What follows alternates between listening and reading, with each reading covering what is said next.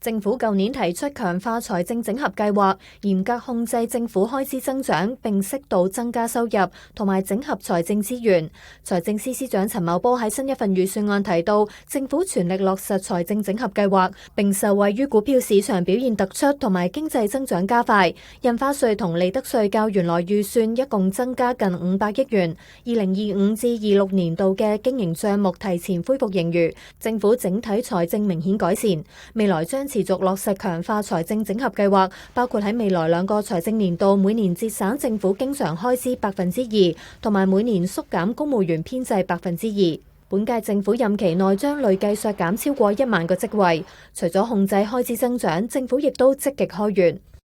1億元以上嘅住宅物業交易印花稅稅率將由4.25%調高到6.5%。影響約0.3%嘅住宅物業交易，估計每年可以增加約10億元收入。措施將於條例修訂草案獲通過後，追溯到明日開始生效。我哋去年修訂稅務條例，以落實經合組織嘅方案，向年度總收入7億5千萬歐元或以上嘅大型跨國企業集團徵收全球最低稅，同埋實施香港最低補足稅。預計由2027-28年度起，每年可為政府帶來約150億元額外稅收。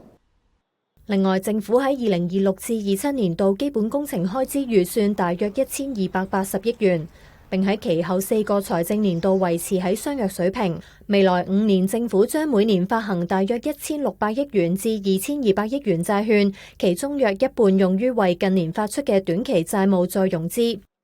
喺中期預測期內，政府債務同本地生產總值嘅比率將會由14.4%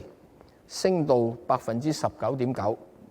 遠低於大部分先進經濟體，屬非常穩健水平。我再次強調，政府發債所得資金只會用在基建投資，唔會用喺政府嘅經常開支。陳茂波又提到，外匯基金去年嘅投資表現創歷史新高，全年投資收入達3300億元，截至去年年底，外匯基金總資產超過41000億元。政府將會喺未來2個財政年度，從外匯基金每年轉撥750億元至基本工程儲備基金，以支持北部都會區建設同埋其他基建項目。